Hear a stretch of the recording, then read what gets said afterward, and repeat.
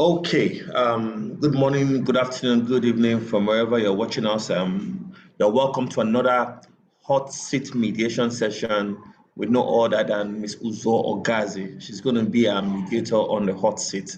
So I just earned the rare privilege of also calling her Auntie Uzo. So, like I explained to everyone, this is not a training session. This is a discussion session where we basically look at contemporary issues surrounding mediation. It's uncurated, it's unscripted. It's we just, for a better way of putting it, we just flow with the responses the mediator will have on the hot seat is. So I'll pass the baton over to Miss Abby to do us the honors of reading her bio before we get right into it.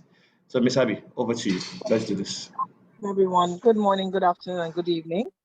Thank you for joining us. Today we have with us Uzo Ogoazi. She acquired an BA honors degree in history from the University of Nigeria in 1979. And after her national service, she spent the next 3 years in Federal Government College Kaduna, where she taught history. She left the teaching profession to join the defunct Nigeria External Telecommunications. You would know that as NET. The company, and she was a commercial officer. After she left the school system, she continued to practice teaching as an in-house facilitator in NET, and which later became NITEL. She has continued to be involved in training as a training consultant and faculty member of the Rotary Leadership Institute, where she continues to function as a leadership trainer. Ms. Uzo, as I like to call her, has done training on various aspects of customer service, negotiation, change management, leadership, and a training on service delivery. On service delivery, the excellent way for Lagos State Ministry of Justice. She's also a member of the faculty of the Lagos Multi-Door Courthouse. Ms. Uzo is a member of the Negotiation and Conflict Management Group, NCMG. She's also a member of the Chartered Institute of Personnel Management, faculty member of the Rotary Leadership Institute. She continues to build capacity in mediation and has acquired a certification in civil mediation from the Georgia State Office of Dispute Resolution in the US. She's a certified online mediation professional with Qualo courses, Colorado, USA, and more recently, a 40-hour mediation certification from the same organization in Denver, Colorado. Ms. Uzo is a result and process-oriented strategic planner. She's a team builder, a good communicator, and she's self-motivated. She is a visionary with the ability to hold on to high ethical standards and still maintain a sense of humor, even in trying times. She possesses excellent people skills, facilitation, and organizational skills. We make welcome Ms. Uzo. Wow, that's an impressive resume. As usual, impressive resume. So thank you so much. So we'll just get right into it. So like I always start off with, the journey is always as important as the destination. Can you please tell us about how you found out about mediation? Yeah, okay. Thank you very much for the wonderful introduction. I don't know whether I can live up to that. But anyway, I actually met Kenny, I know, who is one of the founders of Lagos Multi-Door Court. When I was working in NITEL, he had an issue with his phone. And that was how we met, and then we became friends. And at some point, he talked about NCMG, and so I joined. And so when they started the process of setting up the Lagos Multi-Door Court, and then the other, the one in Kaduna, there was supposed to be one in Kaduna, in Abuja, and Umuahia. I was like on the periphery, but part of what was going on. So that was my first introduction to the mediation. I'd never heard of it. Onto that, on one of the occasions, they used to do a yearly conference, annual conference, that they used to invite top speakers from outside the country. And one of the occasions that I attended, that was when they discussed the FMA case, that is now the famous case that introduces or explains mediation to a lot of people in Nigeria. And then there was a mock mediation during that conference. And I was excited because I don't know whether because I'm the first child or whatever, but I have this thing of constantly being asked to come and resolve issues and settle matters among family members. And then because in my workplace too, I had worked with customer complaints for most of my working years in NITEL. So the issue of resolving and settling conflict had always been something that I felt comfortable with. And so when they talked about mediation, I took an interest. So when I finally retired from NITEL in 2010, I first of all think of myself as a trainer. I love training. I have a passion for training. So I had said, oh, I'm going to set up a training consultancy, which I did, and all of that. But then I discovered that there were a lot of challenges about starting off your training in Nigeria. Everywhere you go, somebody else is already there and all of that. And I was like, okay, I'm not just going to sit around and wait for this. I need to do something else. And that was when I went back to Kenya and said, look, what about this mediation? He said, oh yes, it's been set up. And then they used to bring CEDA to come and train. So I said, okay, I'd like to be part of their next training. But then, you know, when I had the amount that they were going to charge, I was like, was it worth it? I said, okay, let me just do a backup and make more inquiries. And that was when I went to the Lagos Multi-Door Court and I met Mrs. Etu, who is a very close friend of my cousin, so I know her very well. And I said, Mrs. Etu, this thing, is it worth it? Is it something that I should invest in? And she said, this thing is starting, but it's going to explode. And so if you get in early, you know, you might be able to get the most benefit out of it. And so I did the CEDA training, and then we started in 2012. It was very slow. You could get maybe 4, 5, or 6 cases, but it was so fascinating. I look at mediation as a community service, as a way of giving back, as a way of touching lives. Maybe that's one of the reasons why I haven't made money from it yet. But you know, for me, the thing that drives me about mediation is each time you are able to settle a matter, you know, you see the happiness and excitement in people's places. And one of the things that had kept me up is one case I did and when we resolved it, the old man said, oh, we should take picture and all of that. I could see the relief. So that's how I got into mediation, and I've not regretted it, and I enjoy it. So I try to build my capacity anytime I get a chance to, so that I keep on top of things. Okay, interesting. May I just quickly point out that, as always, if you have any question, feedback, or comments, kindly drop in the comment section, and Ms. Abi will be on hand to take it. So the interesting thing about what we do is that because it's uncurated, we can just pick a particular sentence and just form the topic about, and just bring a discussion around it.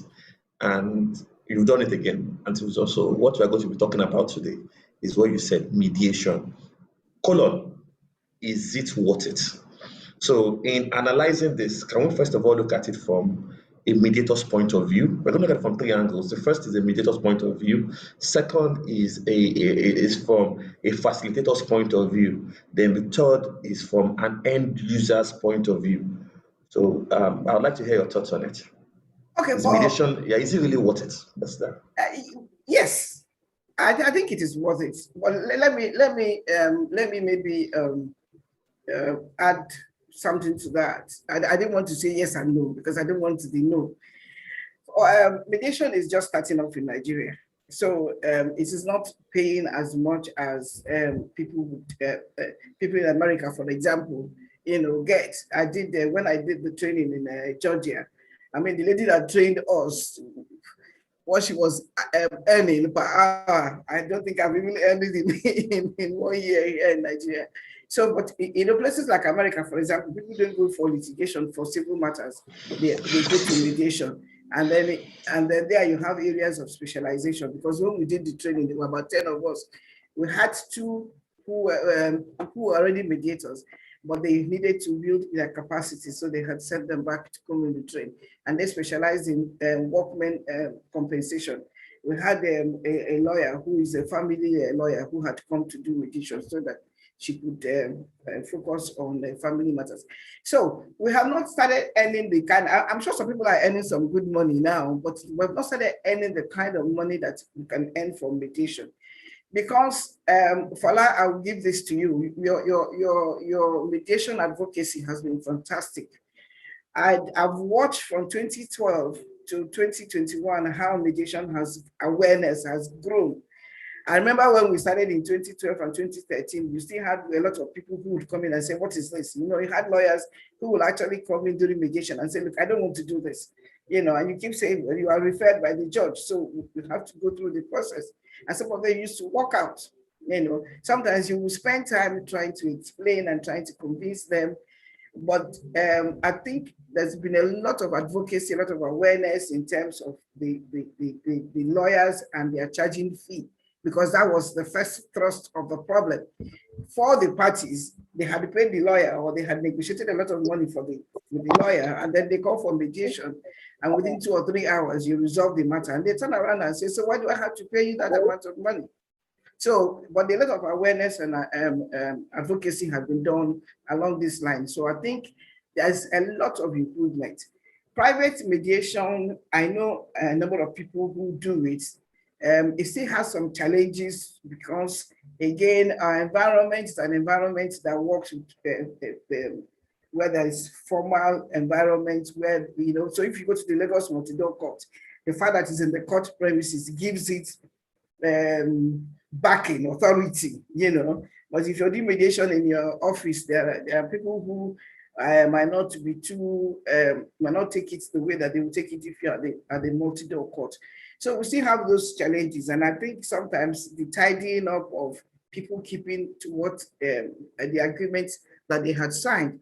For example, when I was having a discussion with one of the mediators in one of the mediation groups that I participate with discussions with, and they were now asking that after mediation, why does the judge have to sign? So in some places, the judge doesn't have to sign. Once the parties sign, in fact, one of them said as a mediator that he doesn't sign agreement, that once the parties sign, it's done. Because you know that in their environment, once they sign, they will try and keep to that agreement. But we know that here, even the ones that are court referred, when they get back to court, sometimes they will say, oh, they were coerced into signing and all. So the environment is still, you know, makes it challenging for private mediation. But I think for me, it is something that I'm looking forward to, that people will be able to earn good living through mediation. And I think a number of the big law firms are buying into it, getting their lawyers trained. And I think that is how they could reach out and make it. So from the mediator's point of view, you know, if you're talking about money, maybe not quite there yet. But from another point of view, from the mediator side, the satisfaction you get from resolving a matter, I think it's something that for a number of people who get into mediation carries a lot of weight as well. So as a mediator, you don't just see yourself as mediation as a source of income, but as a source of making a difference in your community and trying to help people to resolve their problem. The other one you asked about is, there were 3 things. You said from the mediator? Yeah, from mediator's point of view, then from the end user's point of view, the clients themselves, yes.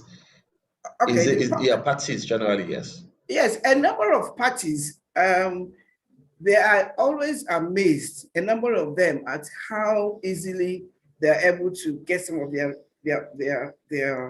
issues resolved. And a number of them will tell you that they're going to promote it. They're going to tell other people about mediation, that, wow, you know, they'll be so, you know, in Lagos Multi-Door Court, they've resolved cases that have been on for 30 years, 8 years, and all of that. And it's resolved in a few weeks. And for the parties, they discover that it's cheaper. And then a lot of people for family mediation, for example, they discover that, you know, the privacy and the confidential nature of mediation means that they don't go to the open court to air their dirty linen, so to say.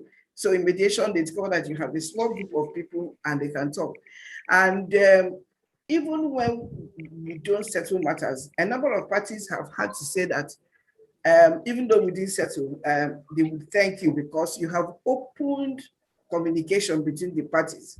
Because you discover that part of the things that cause conflict, the major problem is communication. And sometimes when you open the communication between the parties, sometimes when they see you later, they say, madam, thank you very much, we have resolved the matter. So for the end users, a number of them are not still aware, but the ones who have had to come for mediation, a number of them would score mediation between 80 to 90%. Because it's because, again, LMDC is attached to the court. Some of them had gone to the court and they've seen the difference. Because in mediation, you, the party, you're the one talking. It is not your lawyer. So it empowers the party. And some of the parties feel good about the fact that they're able to tell their story the way they feel it, and then get it resolved. So I think for the end users, yes, I think it works for them when they are aware. Fantastic. So without much ado, I'm going to jump into the most interesting part of this session for me. I always like to call it the table breaking moment, where I just pick up on unconventional standpoints and then we discuss. There's this misconceived notion that a good mediator must be a lawyer. And I've seen quite a number of cases where people who are interested in mediation shy away from mediation because they believe mediation is all about the law, and if you don't have a foundation in law, you cannot be a good mediator. You cannot be a good mediator. You can't do your job so well as a mediator. I hold the contrary view, but I would like to hear. No, okay. Let me just say it so that you take both of them together.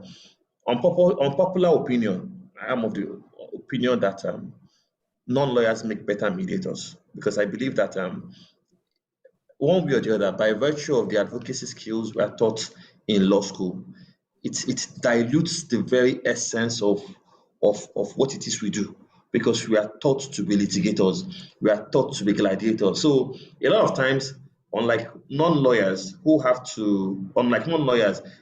lawyers have to relearn and unlearn a lot of things, as opposed to a non-lawyer that just comes into the field and absorbs everything. So I know we might have one or two people here that are non-lawyers and they want to go into mediation. So can you please I would like to hear your comments using what I just explained as the premise for it. Okay, to start with, I'm not a lawyer. Okay, I'm not a lawyer. And I can just tell you that is the first thing I say to parties. I am not a lawyer. So I don't want to hear your legal stand here. What we have come here to do is to try and resolve the issue. And it helps when people realize that sometimes, because you see, what I have discovered over the time is that once you get into that legal argument, you can't get anywhere. So as much as possible, yes, it's easier for those of us who are not lawyers to just look at the thing, not from a legal point of view. But over the years, I've picked up a number of legal lingo and a number of, that if you go in this one, that one. But essentially, non-lawyers, yeah, it's easier for non-lawyers to get into the mediation mode than for lawyers. When we do training, once somebody starts talking, the first thing I ask is, you're a lawyer? And then they'll say, yes, I say that. Because you see, the questioning skills for lawyers is difficult for them to get out of that litigation questioning skills. And that is what makes, but mediation is the direct opposite. In mediation, you don't want the parties to feel that you are either accusing them or you're trying to nail them or you're trying to make them feel guilty. Because once the parties feel like that, they're not going to open up to you. They are going to get defensive.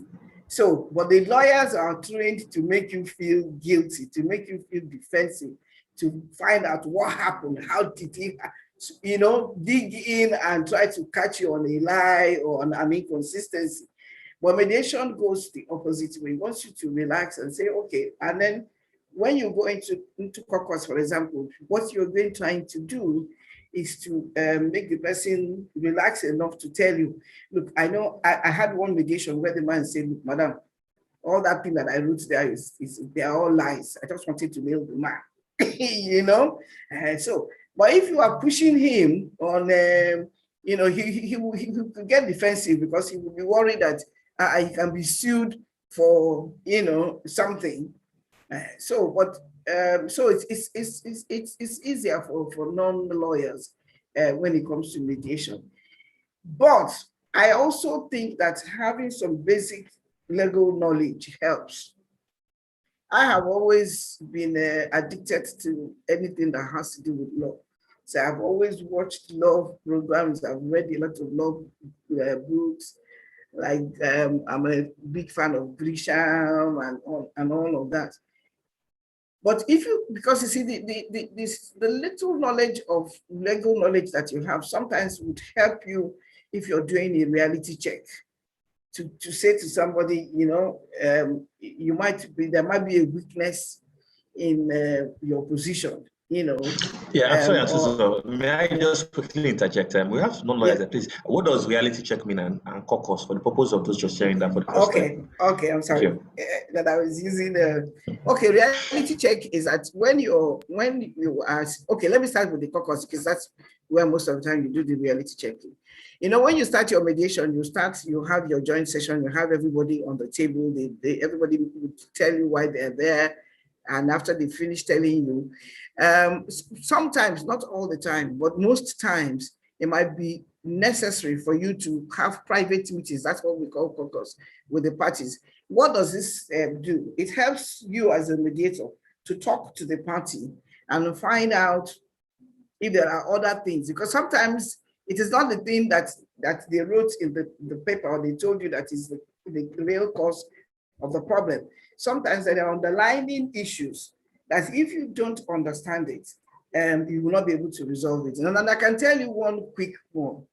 There was one I was called in actually to intervene. It was supposed to be a simple landlord-tenant case.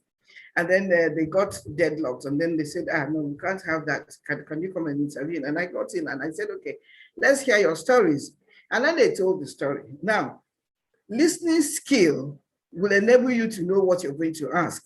And sometimes you ask these questions in that private meeting. And what was the thing? When the person who was in charge of the property was talking of the flat, he said, oh, that particular flat that the landlord, that was the flat that the landlord was using before he traveled abroad, before he was posted abroad. Now, the people who are doing the mediation initially didn't appreciate the significance of this because the guy who was trying to rent couldn't afford, because that particular apartment cost more than the other ones. He couldn't afford it, but because of the way that it was done, he wanted it. And that was why he paid in some money and said he would come in to complete the payment, which is where they started having the issue. Now, the people who started the mediation, that fact of it being the landlord using that flat wasn't significant to them. But I had listened to not what he was saying, but the significance of that information. And that was what I used to make the other man realize that, look, you wanted something good, you couldn't afford it. Okay, so during a private meeting, I asked the guy, I said, okay, so what happened? How come you could not? He said, he initially wanted to say, oh, he asked them to do some repairs, they didn't do the repairs, he was trying to find an excuse for the delay in the payment and all that. And I said to him, but you know that place was where the landlord used to live, and he was living there, and from there he went on his posting abroad. And then, you could see immediately he now realized that I understand where he was coming from. And he said, yes, actually, that was the best of the flats, and that was why he wanted it. So during the private meeting or caucus, then you could, when the person is trying to say things that he feels that, oh, I'm on the right, I have, if I go to court, I'm going to, then you could ask and raise some issues that, and discuss some issues. Just again, you have to be careful about how you raise your questions so that the person will suddenly realize that, okay, this thing is not as it's like opening up the thing and making the person see the reality of the situation, or sometimes making the person also in a subtle way, see the other person's position. You're not going to tell him if you're in this position, no. But there's a way you ask the question, and the person will realize that, okay, maybe I'm not, the position I'm taking is really not quite the right position. So, it's the questioning skill, the listening skills, they all come into play when you're doing mediation, and it is important that you don't just listen to what is being said. You look at the body language. Is the person not quite making eye contact with you? Is the person, you have to be all there when you're doing this. Yes. Thank you so much for that. I totally agree with you. My question is, so as a non-lawyer, how do you deal with the antagonistic mindset of lawyers during mediations? I will tell you, I've gone through we started with the lawyers who were completely against mediation, completely, when we started in 2012, and then we've moved on to some lawyers who have done mediation and who had come to appreciate, how, how good it is. So first of all, you have to acknowledge the lawyers. And like I said, I always tell them, please remove your legal toga. Let us sit down and talk as parties. And then if they, and if they start, because they will all, lawyers, they enjoy quoting and trying to do one on top of the, try to show themselves. And then I will also say, look, if you're going to go and be putting all those legal things, I'm really not a lawyer, so it's not going to have any impact on me. So I think our best bet would be to sit down and remove the illegal, and then let us look at this thing and look at how we will resolve it. But one of the things I've noticed over the years is that when you work with lawyers, when you acknowledge them, when you make them realize that they are part of the process, and that you would rather work with them than not work with them. A number of times, so most of them would cooperate and they work with you. Okay, so thank you for that. The lawyers that how do I put this now? That try to be a clog in the wheel, even when you embrace them and explain the process to them and include them. So how do you deal with when they are being obstructive? I understand what you've said, but there are times you have lawyers who are just belligerent. I don't know if you've ever had, that kind of. Of course, you always have. I'll tell you one of the first thing I do is that when I'm doing my introduction, I'm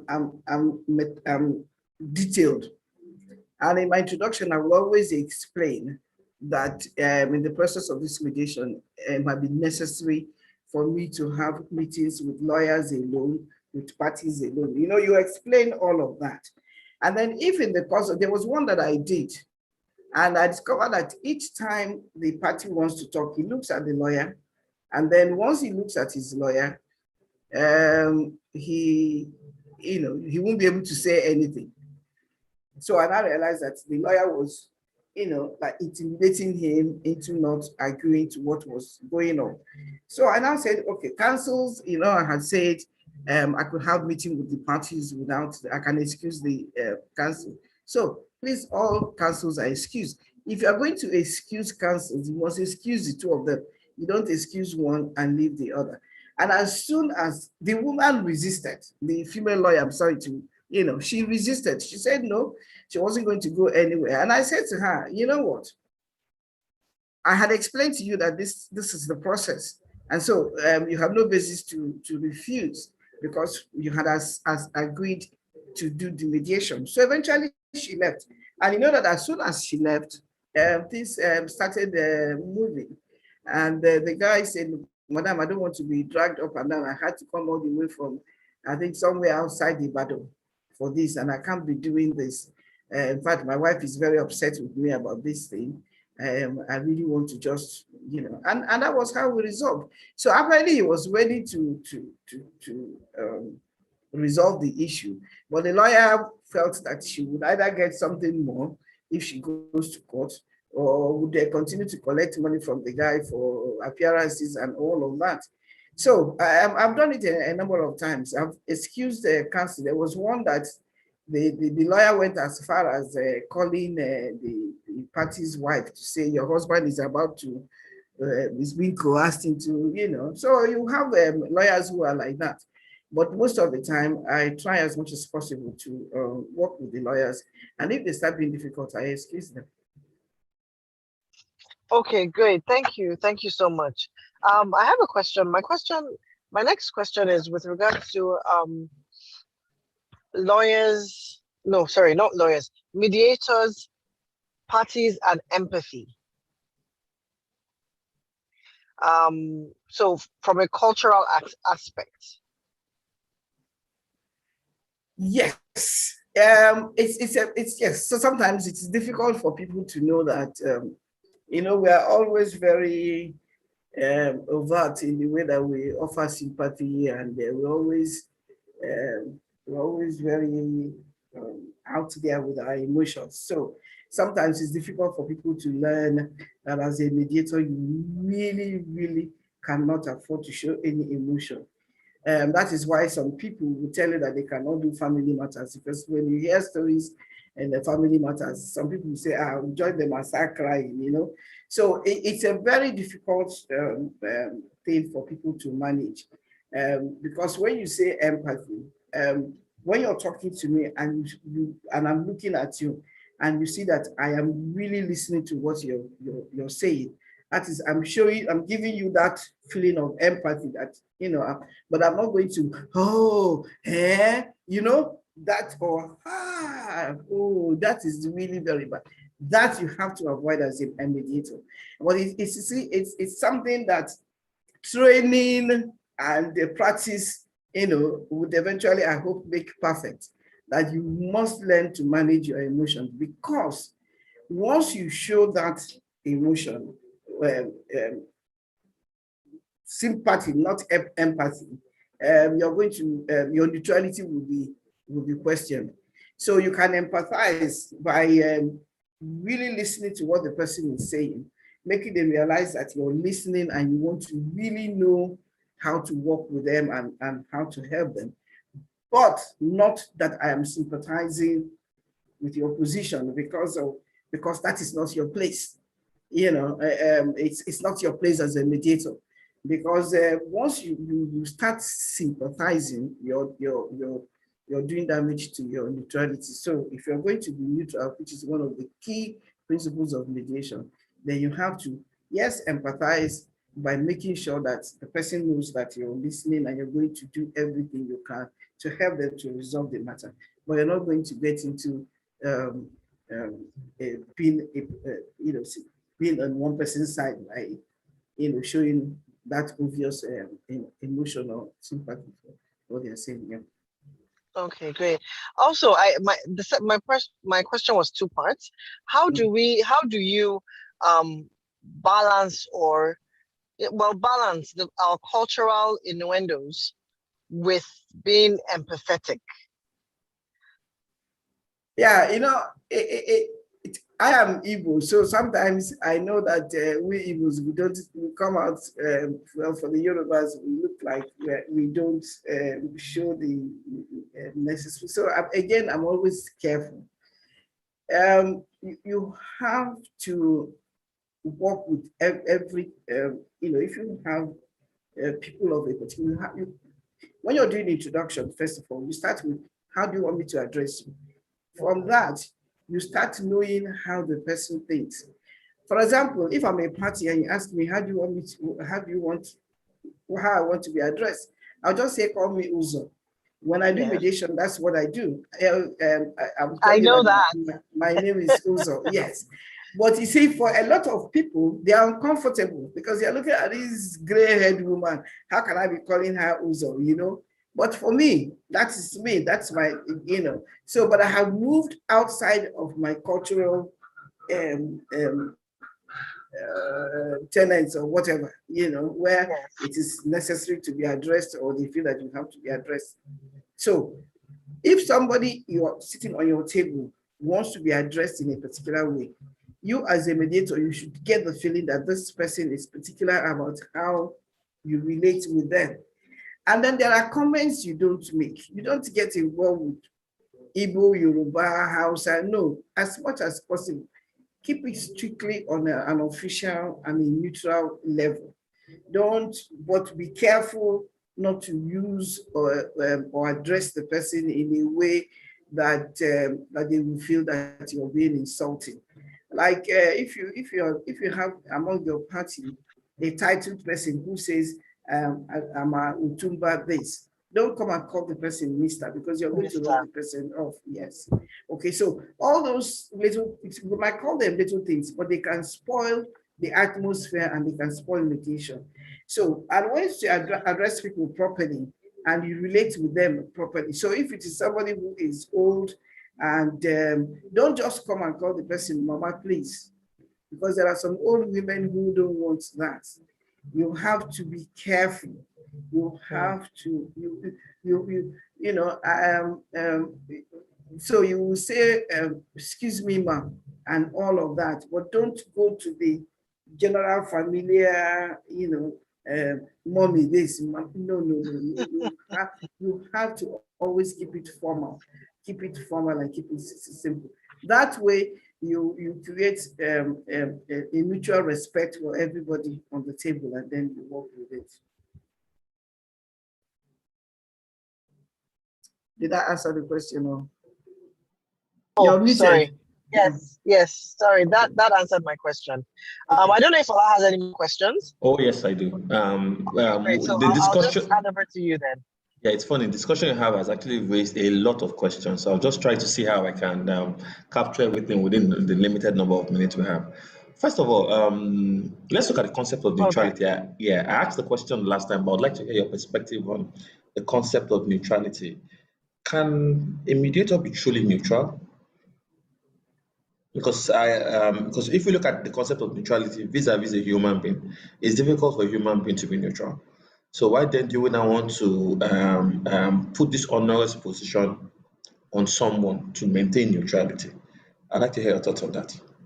Okay, yeah, I totally agree with you. Neutrality is not a natural thing. What you as a mediator, you are to be seen to be neutral. So there are times that people walk in that I'm doing mediation with, and I sit down, you know, and then you look at, okay, I'll tell you, for example, in our culture, if you see a young man that has an earring and dada hair, you know, you already have a preconceived idea. A bias. Okay? A bias, you know, well, some preconceived idea.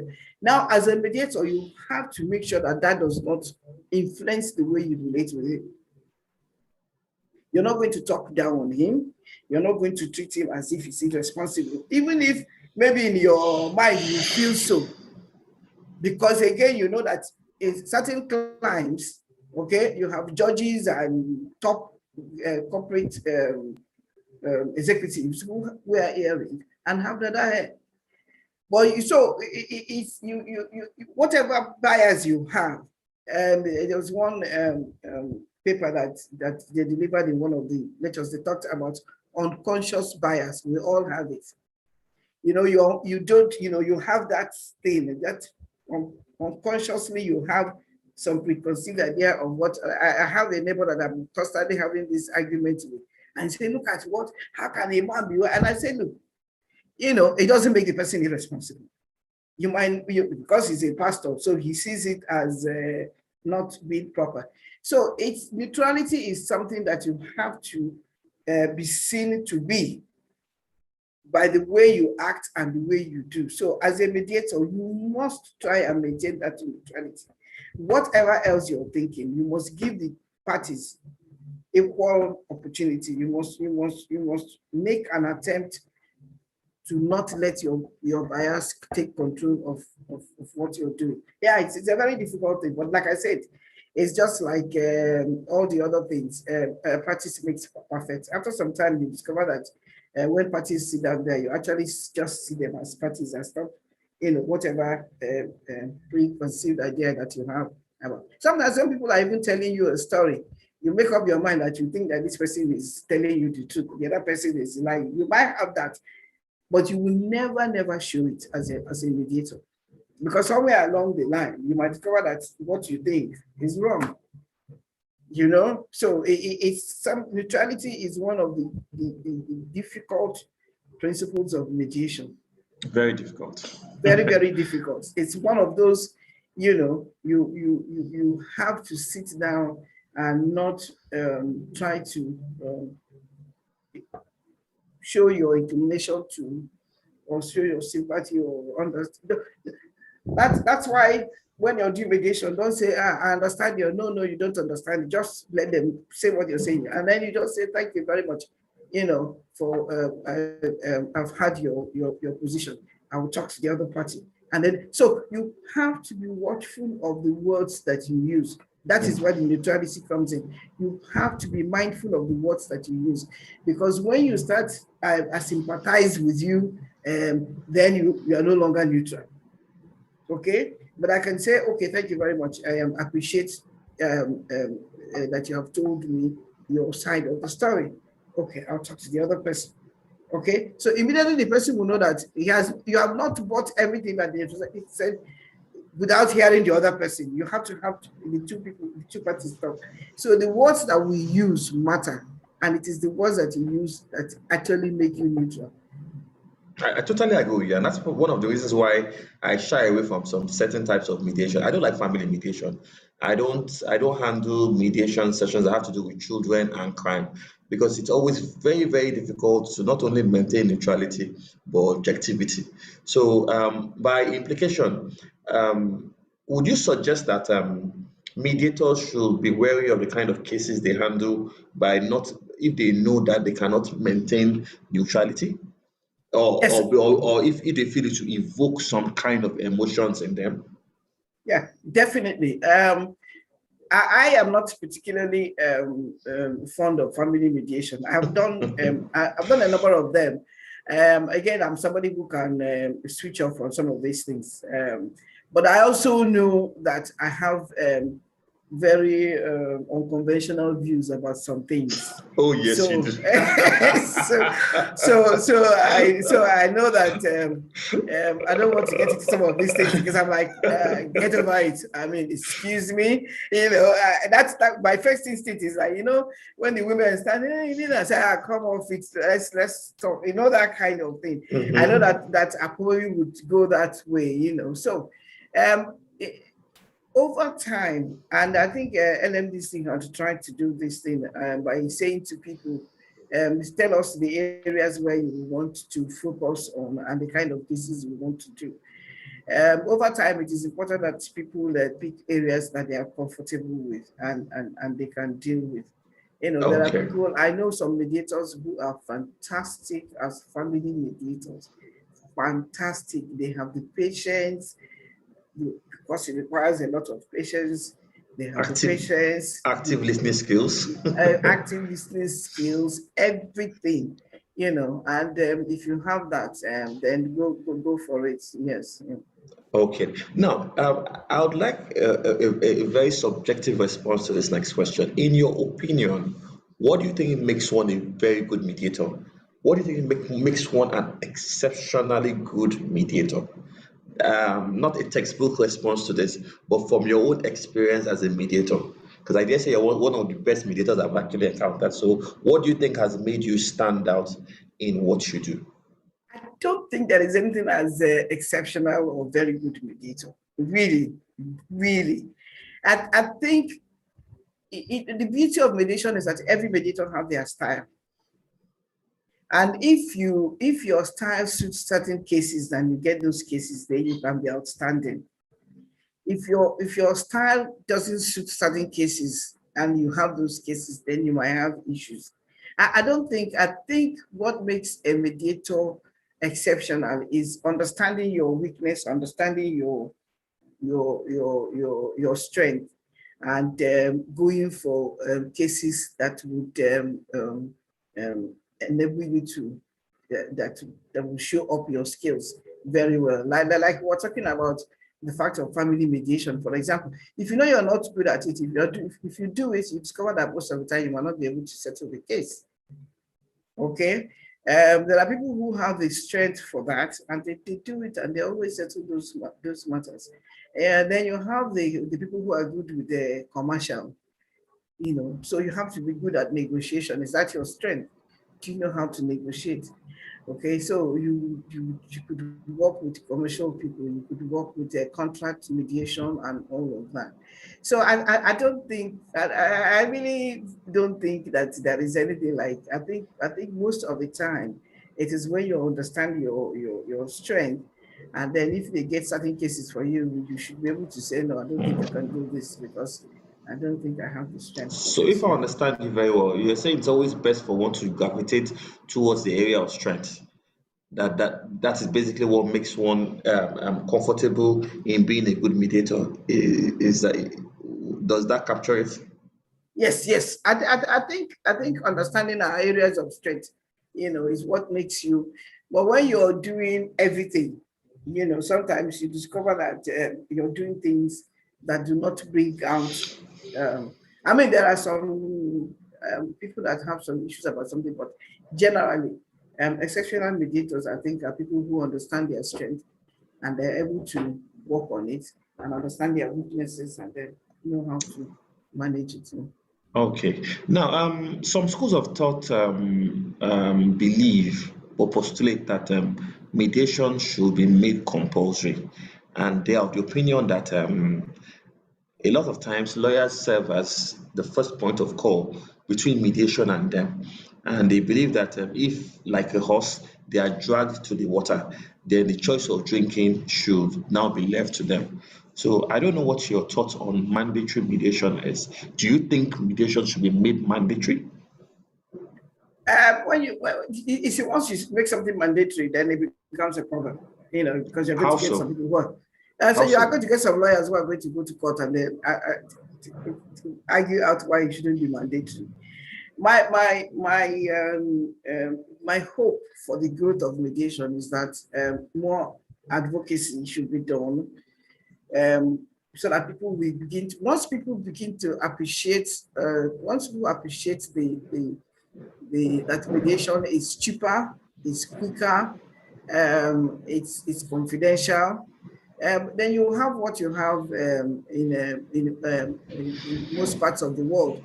Like in the US, people are not mandated most of the time. You have some court-referred cases, but most of the time people opt for mediation because it's cheaper for them than going to go and get a lawyer, because what the lawyers charge and how long the litigation takes, you know, then discover that mediation is better. Then the second thing is, over time, the judges probably, when they continue to refer cases to mediation, and that might be a form of being mandatory.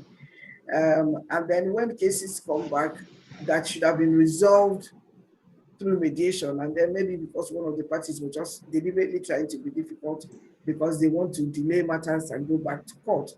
If the judges will start like taking, you know, strong position on the fact that this has to be resolved through mediation because we know that it is possible.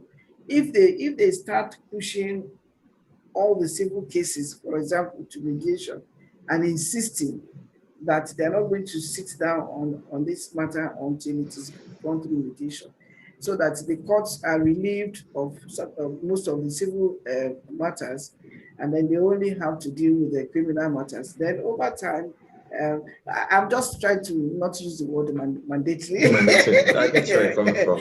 Yes, but I think it's something that, I mean, we're seeing a lot more of it. We're seeing a lot more of working now, even at the Lagos multi-door court. And then we're discovering that a number of the court-referred cases, most of them are being resolved. They're not going back to the court. And some of them that had gone back to the court, some judges have brought them back. So once lawyers begin to understand that going back The to back the and court, forth, yeah. yes, then everybody is going to just say, okay, let's work with the mediation and then let us see where it goes to. So I think it's, I was discussing with Mr. Anthony Matthews, who's in Colorado, and he was saying that where the Nigerian mediation is today is where they were 10 years ago. And then it was the same process, you know, and then now it is an acceptable thing, and all of them are all enjoying the benefits of it.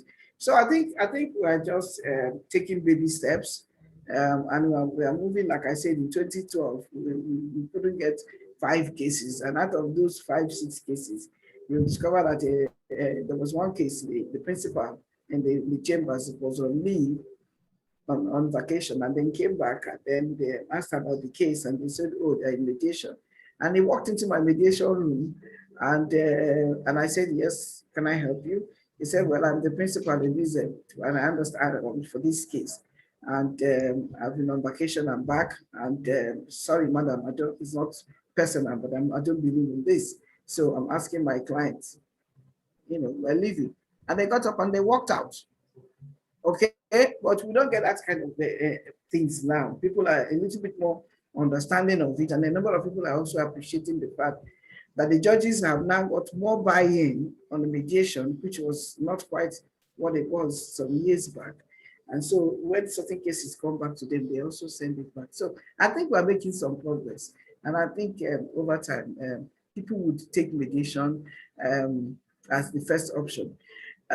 Part of the things that would fasten this is when you're signing agreement, businesses, when they're signing agreements, they should put landlord and tenant, everything, that mediation should be the first option when there is a conflict. Now, when we start putting more of that, then you discover that people are going to litigation less and less, and then people are going to mediation more and more. Yeah. Okay, then. Thank you. Now, some conspiracy theorists believe that mediation can be used as a sword rather than a shield as far as justice is concerned, and that at some point in time during not at some point, at most mediation sessions, parties have to at least give way for them to be able to move along. So in a scenario where parties have entered into a contract and one party is not willing to keep to his own contract, he goes to mediation for succor, knowing fully well that at some point in time, at least something has to give for us to make progress. So people, some lawyers believe, okay, fine, mediation and justice. Is it really justice? When someone has paid X amount of money for something, for reasons best known, he comes to mediation and to say, okay, fine, let us negotiate. Is that not really taking away the tenet of what it's supposed to be, as opposed to when they decide to explore maybe arbitration or litigation that follows, okay, fine, follows the agreement to the letter. So, in some way, the question is this: is mediation justice? You know, what is justice? Because that's the what do you consider justice? If I'm in court for 10 years for an agreement of that I was going to for 10 million, for example, and in 10 years' time, that 10 million cannot buy you the same thing. But those are failings of the society. So I would say it's a child of necessity. Yeah, yes, because you see, ultimately that's you know. So then I now go to mediation and I'm able to get like 7 million. Okay, so I lost 3 million. Okay, but at the end of that mediation, I still have a relationship with the party. So that means I could still do some business and I could still recover. Okay, then that you spend 10 years and then you're in enmity, because for as long as you're in court with somebody, you can't do business with the person. So I think when we look at justice, we're going to look at relationship. For me, mediation, the key benefit of mediation is relationship. But again, it depends on how the mediation has been handled. If the mediation is handled in a way that you're emphasizing relationship, then you know that it's a long-term benefit. So you are still getting your justice. Because sometimes it is not every time that you get what you want that gives you justice. You can get that 10 million and you still come out and you're not happy. And you still don't feel that you have received justice. But if somebody had helped you to rebuild, because how did you get into the conflict? You had a relationship before you got into conflict. So if somebody helps you to rebuild that relationship, whatever else you get, to some extent is justice. And then one of the points that people miss is that sometimes that person who is negotiating for less amount of money, might continue to feel guilty and might continue to feel that he's in your debt. So that in itself can also be justice. So justice depends on how you define it and how you look at it. You look at it as something that, because the other one can be revenge, not necessarily justice. Okay then. Now, before I take the comment from Loretta, I don't know, are you familiar with the concept of transformative style of mediation? Yes, although we don't do a lot of it here, but one of the courses that I did, they had talked about it. Again, that is where I'm coming from when you are now looking at relationship and not looking at all the technicalities of so you're looking at, the mediator helping you to, move along with the matter, unlike facilitating where you are sitting down as a mediator and you're not, putting any opinion or any idea on it. Yeah. Okay then. Now, I have a question from Loretta, and she says that looking at your background in customer service, how can we make mediation more attractive for professionals in different fields outside the legal profession? Because I believe mediation skills will be very useful in other industries. She would like to hear your thoughts on this. Yeah, that's my dream is to be able to train most HR and customer service people on mediation skills, especially in a big corporation, because you see, that way that they will be able to, let's take the banking industry, for example. If you have people who are trained as mediators, okay, they will be able to handle a number of the complaints from customer in a more professional way, maintaining the neutrality, making their customers, to see themselves as, as parties, and then the bank, and then you stay neutral, and then you're able to resolve the issues. I think there are so many skills we develop from mediation. We develop from mediation. You develop listening skills, like we mentioned. You develop negotiation skills. So for customer service, which is my area where I do a lot of training, you discover that most of the time people don't, like when I do mediation for between banks and the parties, I always tell them that, first of all, remember that this is your customer and you want to keep your customer. And so you have to not treat your customer the way you would treat somebody who had not worked in. And that you know that one dissatisfied customer can lead to 20 or more people who would not come into your bank, but you will not even be aware of it, because they are not going to come and tell you, I'm going to tell this person. But each time they mention your bank, they say, don't go there. The other day I had issue with them and all of that. So customer service needs mediation. And if we have, like I said, a number of corporate bodies, when they are signing the agreement to say, when we have issues, we'll go to mediation. So you either have in-house trained mediators, or you can have mediators that you can call. You can put on call, that you can call and say, please, can you come and help us resolve some of, especially the major complaints, so that the mediator can, go in there, sit down, look at the cases, have the parties, because the mediator is a neutral, he's not part of the bank and or whatever corporation. And then you discover that that way, the story of the bank or the corporation is not had in open court. And people are not going to come and be saying, is that how these people are? But you would have had a confidential session where you can resolve the issues. So for customer service, for us to have a good and quality customer service, to give our customers quality service, we need to create a situation where conflict between customers and their providers, either their banks or corporate bodies, that they will be resolved. I have done a number of these commercial things, and then you discover that, for example, some of them will say they will never pay money because They don't want to start an antecedent and everybody will be coming because they have such cases. So if you have a mediator who could handle those things and stay as a neutral, yeah, it helps with your customer service. I think it's something that corporate bodies should be able to use to advertise on and say that we have the ombudsman, or you have the in-house mediator or mediator on call when we have conflict, and then it will give your customers confidence that if there is conflict, they will get a fair hearing and a fair resolution. Okay, now if we now look at mediation when you started off, mediation today, putting into consideration what COVID has been able to do. Before I even start, before I go ahead with that question, if we look at COVID now, do you see COVID as an accelerator or an inhibitor of mediation? Because that's actually not where I'm going to, but that just came to mind now. Vis-a-vis the whole online dispute resolution, Zoom, and all of that. Do you think COVID has accelerated the growth of mediation? I think so. It might be difficult for us here in Nigeria because of our network and the things going on. But like I said, I have these groups that I joined for discussion. In fact, I was with one of those groups. I had to leave to come and do this.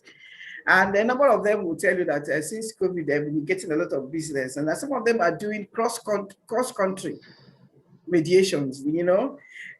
So I think COVID has opened that Zoom door.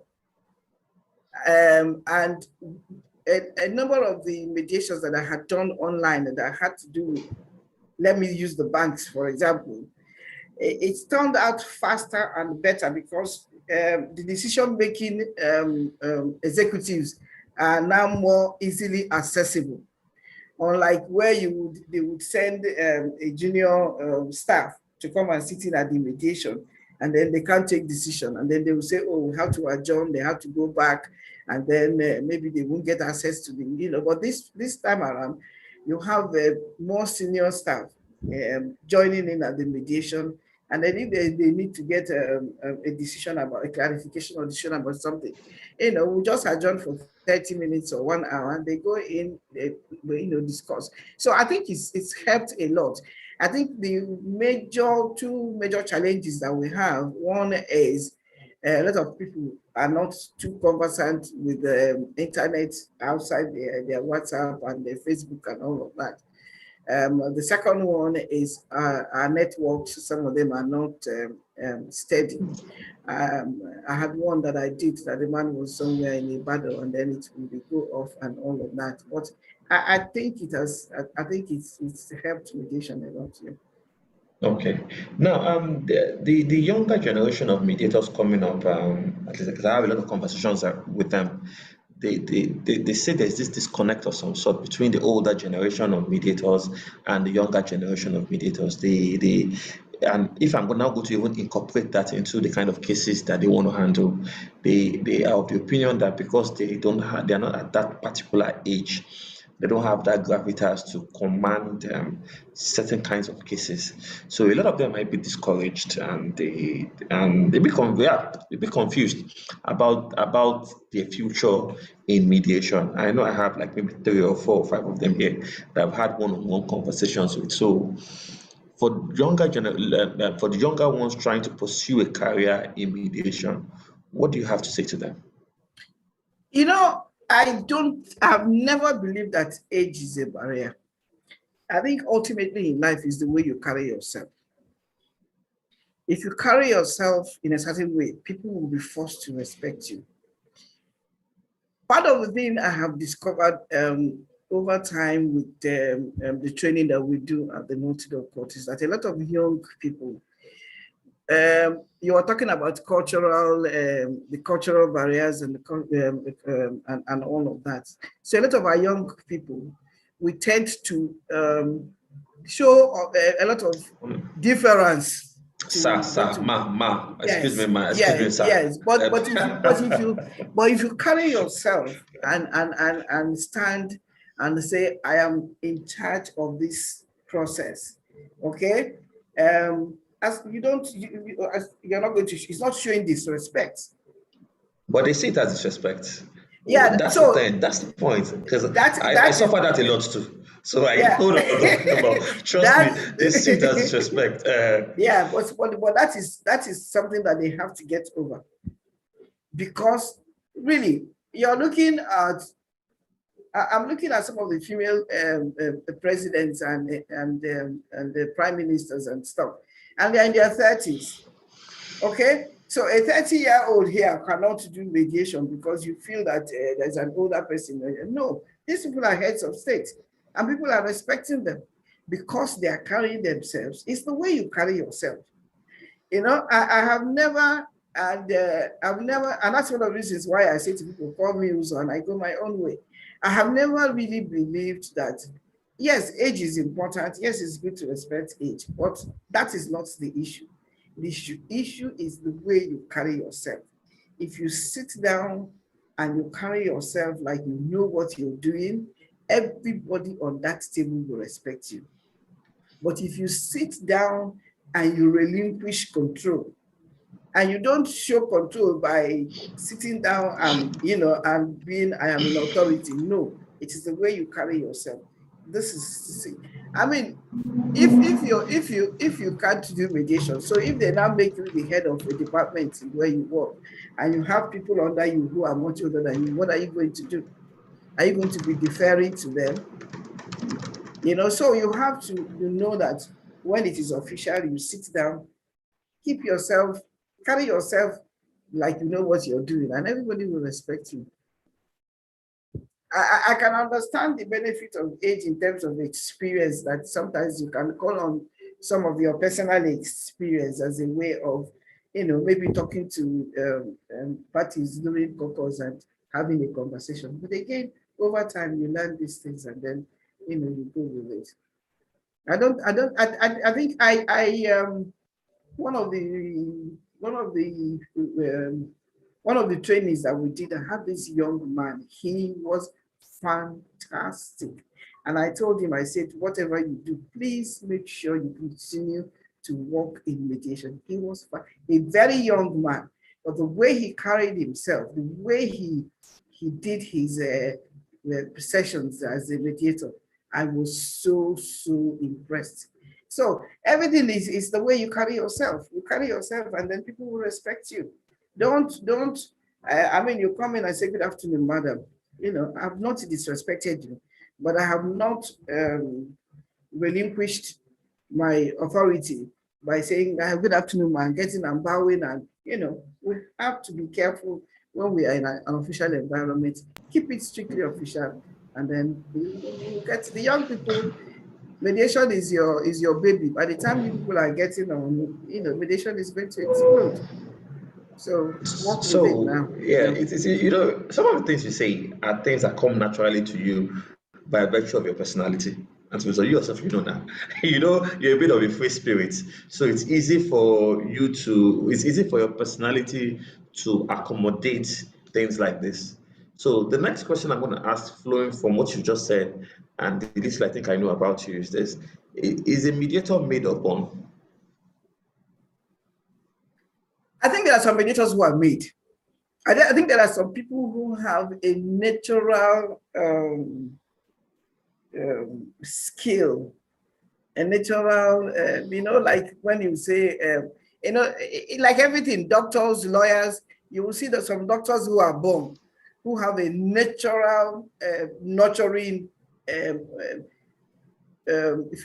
way, you have lawyers who are born, who every time you raise an issue, the argument and what to say is already in their head. So all they do when they go to training is just hone that skill. So I believe that there are some people who are naturally natural mediators. But a number of times mediators are made because again, you have to train and acquire some skills. Because even if you're a natural mediator, you still need to acquire some of those skills. You still need to hone and do some of those skills. But so it can be either. But whether you're a born mediator or you're a made mediator, everything is that you continue to build your capacity. Mediator is something that you never give up. You will continuously build your capacity. Interesting. Now, being one of your students, I'm still your student anyway.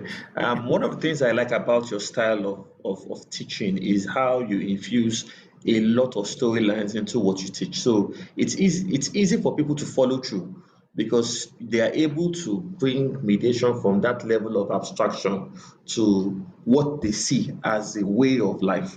But very few mediators and very few trainers don't go down that lane. So a lot of times they teach mediation in such a way that you can't even relate to mediation. So it's always a bit of a struggle to see mediation as a way of life, as opposed to seeing mediation evaluative, facilitative, those kind of concepts that that make it look so academic.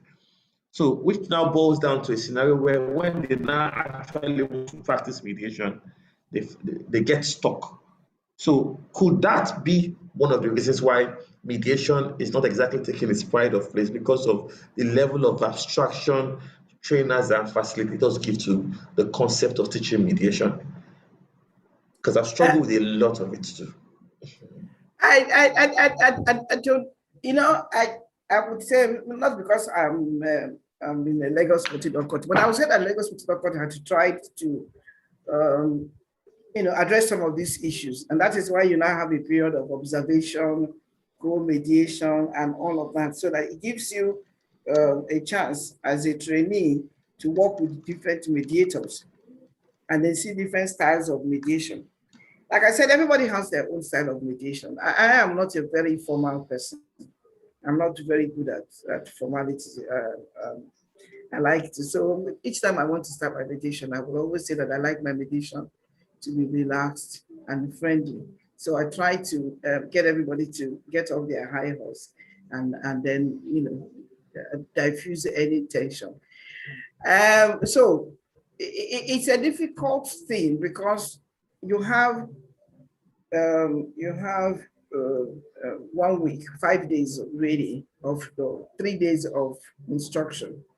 And there are so many things that you want to talk about. You want to talk about listening skills. You want to talk about negotiation. You want to talk about confidentiality. You want to talk about neutrality. You want to talk about communication skills. There are so many things that make up, so, and then you have such a short time of doing that. We did CEDA, which was even shorter because we didn't have all these other ones about observation and all of that, mentorship period. I think one of the reasons why they had to now add those things was to discover that a number of times, like you rightly said, some people didn't quite get it. But I think if you just do one training and you just sit on it, it's not going to work. It's not going to work. You just do your training in LMDC, you do that 6 days, and then you come out and you sit down. It's not going to work. What I advise is, as much as possible, and I have had people do it at the LMDC, and I had commended them, is as much as possible, try and sit in at as many mediation as possible. I did that a lot too. Yes, as you sit in, you start seeing different styles. Exactly. You start seeing some of the things that you couldn't have learned in that 6 days because it's not possible. And then the beauty of Zoom now is that you can go in and see a lot of groups that talk about mediation, that have discussion. If you go to mediate.com and all of that, you can research through Google and find out some of these groups, especially in the US. Join them and when they are having their discussion. And one of the amazing things I have discovered is that the mediation is the same all over the world. So, but you can't, with one training, one session, say that you can now go in and enjoy or be good with it. For now, what you're doing now is one of the areas where people can also, hone their skills. You get people who are mediators, ask them questions, give people an opportunity to ask questions, and then you'll be surprised that a number of people can pick up some things. I am constantly online looking for free mediation training somewhere. I see Abby.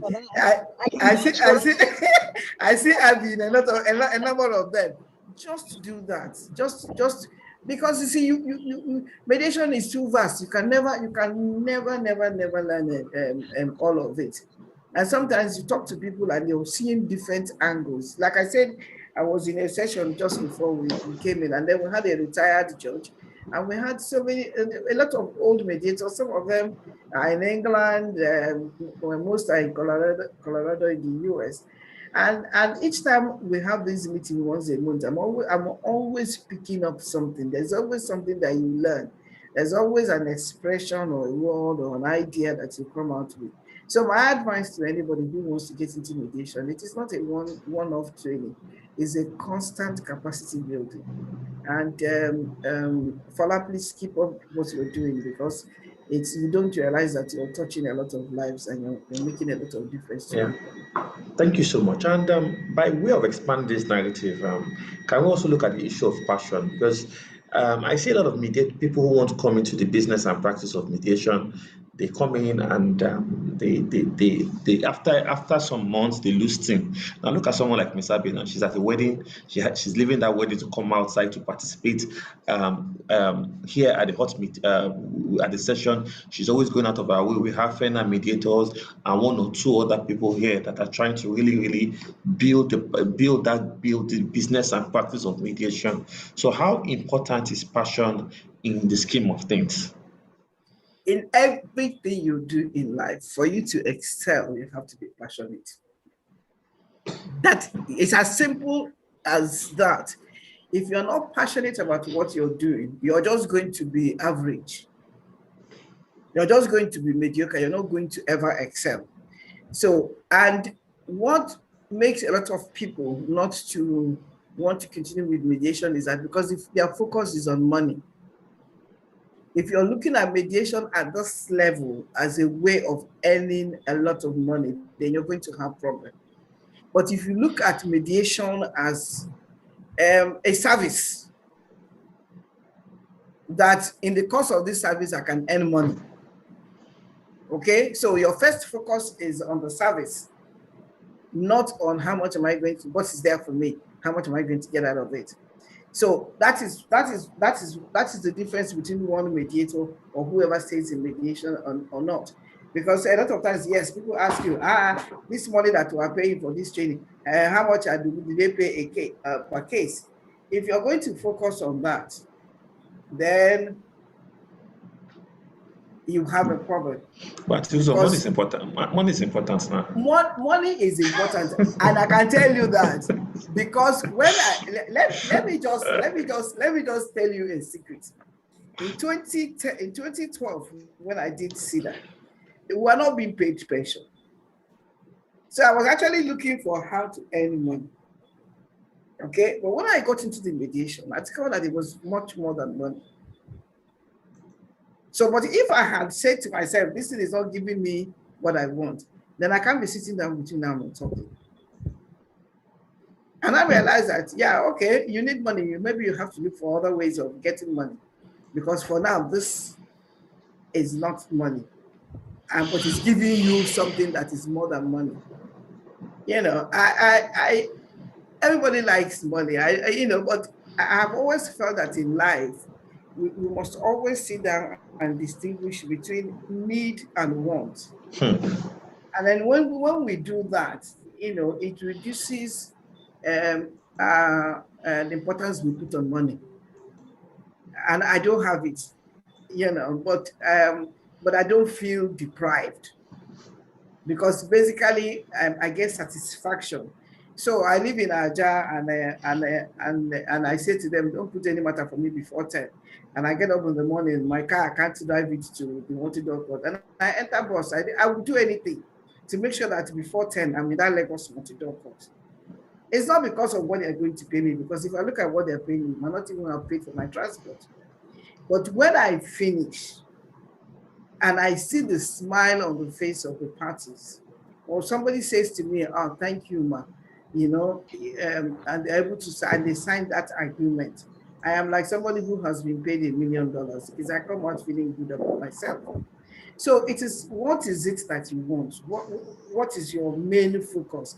If your main focus is to see mediation as a money earning service, yes, it should be, and it will be, and But it for is for now, some people already. But for now, you have to, because anybody who starts something, you are the ones who are the people who are setting the mediation up. And so you're not going to get the benefits immediately, but that is something that you will get benefits from. But if you focus too much on the money, there's no way you can continue as a mediator. wow, excellent, excellent. So we have just 5 minutes to go, and I just want to add in something. Sorry, okay, I just want to add in something. yeah. Ms. Uzo, you are right on the spot. There's nothing like the satisfaction one gets when you have parties who are happy and they came to you aggrieved. That satisfaction beats anything. And I totally agree that money needs to be made, but that also goes to the mindset of being a mediator. So you come in and you're thinking, oh, I just want to make money. That's the wrong way to come in. Now we're all looking to make money because we need money to do these things, but it's so important that you're impacting lives, that you understand that you're impacting lives and you're making a difference. So when you say, I was just going to say customer satisfaction, but well, party satisfaction. Because I was going to make a comment about customer service, but that can be a discussion for another day. I think it's so important to be a people-oriented person, and you're actually a caring person. If you're someone who doesn't care about other people and what they're going through, then really, I mean, I think for me, those are the things that tell who is a natural mediator. You're concerned about what happens to the next person. It's actually an issue for you if there's a conflict and you can't assist in resolving it. So I just want to say you're right on point. You are right on point. Thank you so much for today. Thank you. I have been quiet. Okay. Started, but I have learned so much. As always, my teacher. No, our teacher. Our Okay. teacher. Yes, so our teacher. Okay. So thank you. So before we round off, can we take the final words from you for today? Because right now we have a cross section of mediators, mediation advocates, and the people that are curious to come into the business and practice of mediation. So what are your final words to them before we round up today? My final word is that mediation is a fantastic, fantastic thing to get involved with. It is a service that is worth being part of. The money would come. I believe sincerely. It might not even be for the benefit of some of us, but the money would come. And it is the young people that will drive it and make it, because you can use all your social media, you can use all the tools, the modern tools that are available now to grow business, to grow your mediation business. So please stay with it, build your capacity. Every time you hear that there's any discussion or anything on mediation, try and log in, try and join in, and then you can always pick up something. I believe in that system. Wow. Thank you very much for giving me the opportunity. Thank you so much for taking time out of your very busy schedule to be with us. And I also want to thank everyone that has joined in. As always, it's been interesting, insightful, and educating. We thank you so much, Auntie Uzo, for coming with us. So next week, Saturday, we'll all be having Mrs. Nene Etuk on the hot seat. So we'll also be asking her questions on contemporary issues. That's another teacher of mine too, and another teacher of a lot of us here. So we'll also be discussing contemporary issues. And like I said, this month is all about the trainers edition, where we'll bring in all our teachers to have a one-on-one conversation with them on issues surrounding mediation. And for those that might have joined late, you can please watch the replay on YouTube at Certified Mediation Academy, and also subsequent interview sessions we've had with some of the best mediators, I dare say, in Africa. So thank you everyone for tuning in, and we look forward to meet you again next week, Saturday, 5 p.m. prime time. And Uzo, thank you so much for all that you do. Thank you very Truly much. appreciate it. Thank you Yeah, so goodbye much. everyone. Thank you to Thank you everyone so who joined much. us. Look forward to meeting you next. Thank you. Thank you, Thank you so everyone. much. How are you? Yes, thank you. So Abby, I'm coming to meet you. I'll see you in a bit, yeah? I did, yes. Okay then. Thank you everyone.